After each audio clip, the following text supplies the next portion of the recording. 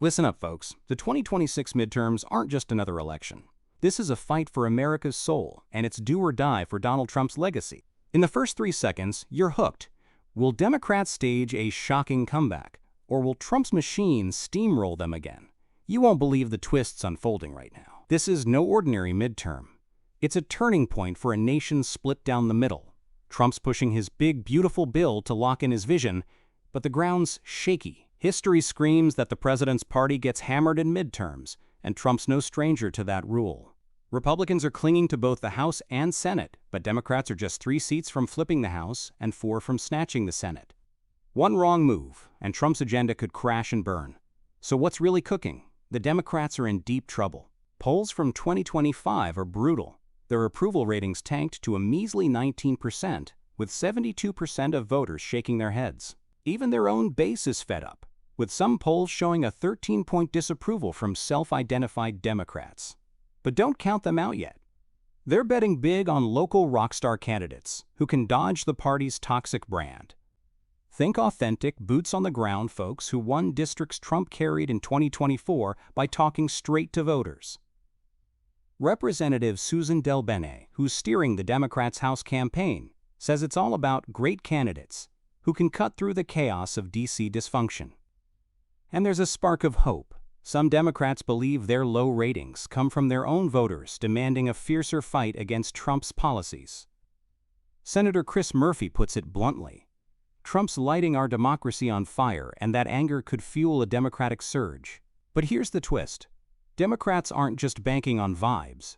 They're eyeing a repeat of 2006 when they pulled off upset wins in red states. Senator Kirsten Gillibrand, leading the Senate campaign arm, smells a backlash brewing against Trump's unpopular policies, like Medicaid cuts and spiking costs. She's cagey about which states are in play, but hints at 7 or 8 Senate seats up for grabs. Bold? Maybe. Republicans are laughing it off, with their Senate campaign spokeswoman Joanna Rodriguez calling it delusional. But Democrats are doubling down, recruiting heavyweights, like former North Carolina Governor Roy Cooper, who's won 6 statewide races and is now gunning for a Senate seat. In Ohio, Chuck Schumer's practically begging former Senator Sherrod Brown to jump back in, either for Senate or governor. These are candidates who can win where Trump dominates. Now, let's flip the coin. Republicans aren't sitting pretty either. Trump's approval has slid 8 points since April, and voters are grumpy about the cost of living. His big, beautiful bill? It's a mixed bag.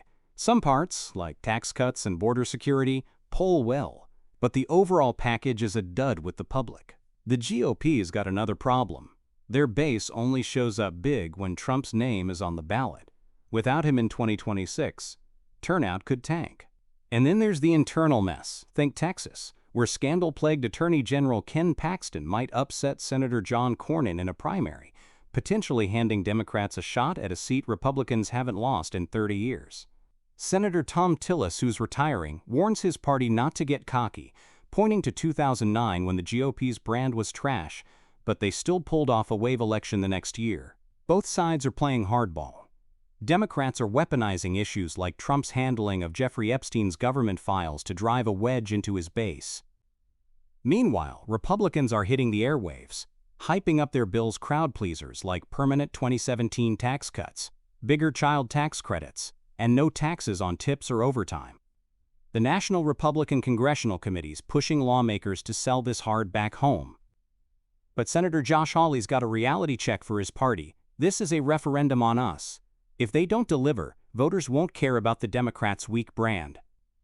So here's the deal. 2026 is a chess game with sky-high stakes. Democrats are clawing back with grit and big names, banking on Trump's missteps. Republicans are leaning into their slim majorities and Trump's loyal base, but cracks are showing. This isn't just about seats.